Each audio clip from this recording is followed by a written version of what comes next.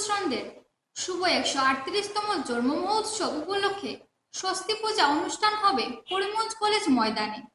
আগামী 28 ফেব্রুয়ারি এবং 1 মার্চ বিভিন্ন অনুষ্ঠান হবে। দেওঘর থেকে হোয়াইট ব্যান্ড আসবে। প্রথম দিন বিকেল 2:30টায় উৎসবের উদ্বোধন হবে। এক সাংবাদিক সম্মেলনে এ নিয়ে বিস্তারিত জানান উৎসব কমিটির কর্মকর্তারা।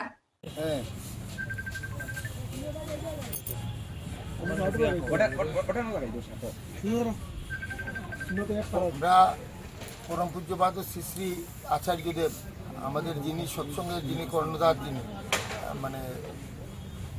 তিনি আমাদেরকে আশীর্বাদ করছেন যে আমরা করিমগঞ্জে যে বাৎসরিক উৎসবটা আমরা এবার উৎসবটা এই করিমগঞ্জ কলেজের মাঠে করার জন্য, এবং উৎসব যাতে এমনভাবে হয় যাতে উৎসবে মানে মানে মানে সমস্ত জেলার প্রত্যেক গুরু বাইরে আমরা যাতে যুক্ত করতে পারি, তার আশীর্বাদ মাথায় নিয়ে আমরা সমস্ত জেলার আমরা প্রায় 20,000 বাড়িতে আমরা বিভিন্নভাবে আচার্যদের যাতে মনোটনাস না হয়, উৎসবটা যাতে অন্যবারের মতো না, একটু একটু ডিফারেন্ট ক্যাটাগরি রয়েছে। এই জন্য আচার্যদের বিভিন্ন প্রোগ্রাম এখানে, যেমন আমাদের এখানে ডিমাসা জনগোষ্ঠীর মানুষ আইব, তারপরে নাগা জনগোষ্ঠীর মানুষ আইব, আমরা চেষ্টা করি আর বিহু নৃত্য অসমীয়া যে জাতীয় নৃত্য যেটা বিহু, এই বিহুটা করার। তারপরে আমরা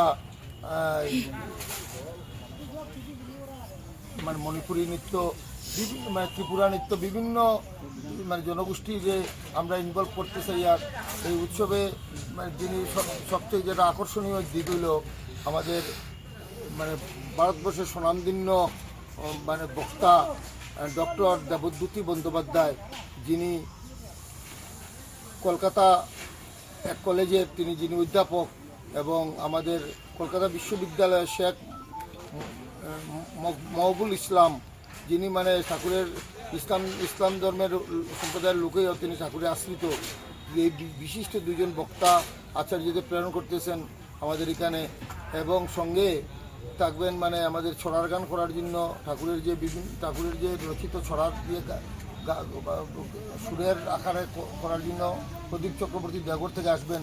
যেটা এই 1 তারিখে 8:40 এখানে শুরু করা হবে।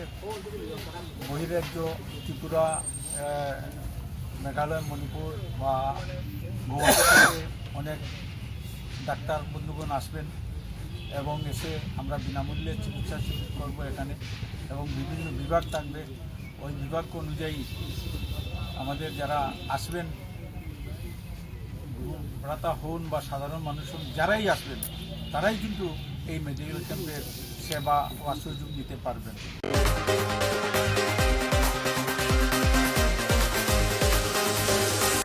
দীর্ঘদিন অপেক্ষার পর আগামী 14ই মার্চ শিলচর উড়ালপুল নির্মাণ কাজে ভিত্তিপ্রস্তর স্থাপন করা হবে। এর জন্য মুখ্যমন্ত্রী ডক্টর হিমন্ত বিশ্ব শর্মাকে ধন্যবাদ জানিয়েছেন ফ্লাইওভার বাস্তবায়ন দাবি কমিটির কর্মকর্তারা। কমিটির উদ্যোগে গত নভেম্বরে অনলাইন এবং অফলাইন স্বাক্ষর অভিযান দেখানো হয়। প্রধানমন্ত্রী শিলচর সফর ফ্লাইওভারের ভিত্তিপ্রস্তর স্থাপন বরাক উপত্যকার জন্য ঐতিহাসিক মুহূর্ত হয়ে থাকবে বলে জানান কমিটির কর্মকর্তারা।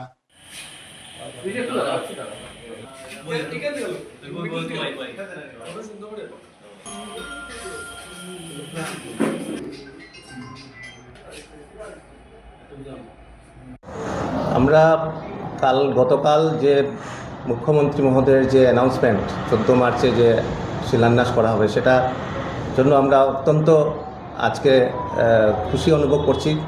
তার সঙ্গে এই খুশিটা আমাদের শুধু নয়, এটা আমরা যেটা সিগনেচার ক্যাম্পেইন শুরু করেছিলাম গত নভেম্বরের 18 তারিখে change.org-তে, সেখান থেকে আমাদের এই ফ্লাইওভারের ইমপ্লিমেন্টেশনের যেটা ডিমান্ড, আমরা তখনই জনসাধারণের কাছে আমরা ওই ক্যাম্পেইনের মাধ্যমে গেছিলাম।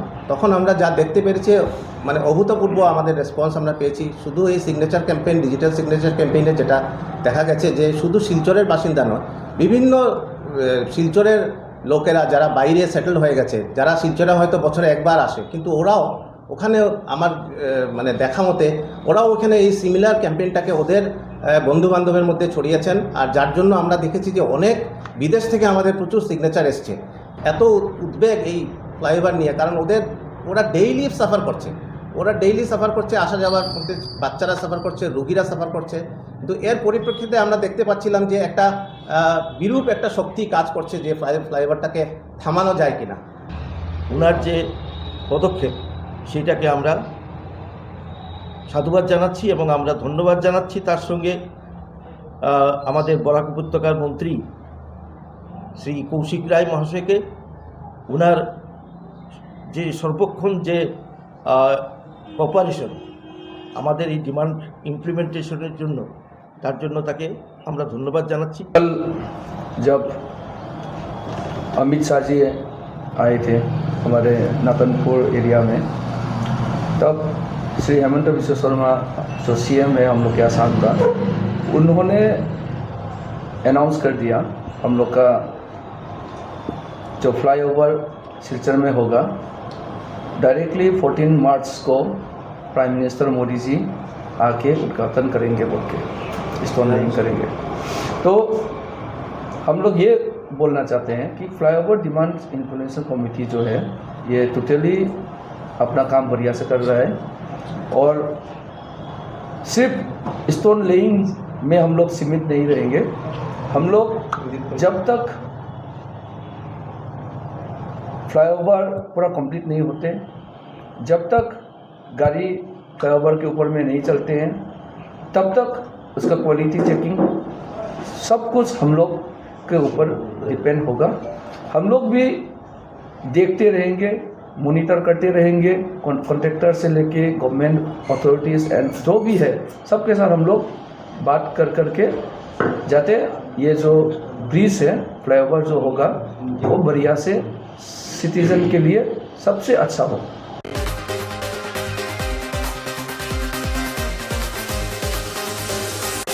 MK রিপোর্ট আর আজ এ পর্যন্তই।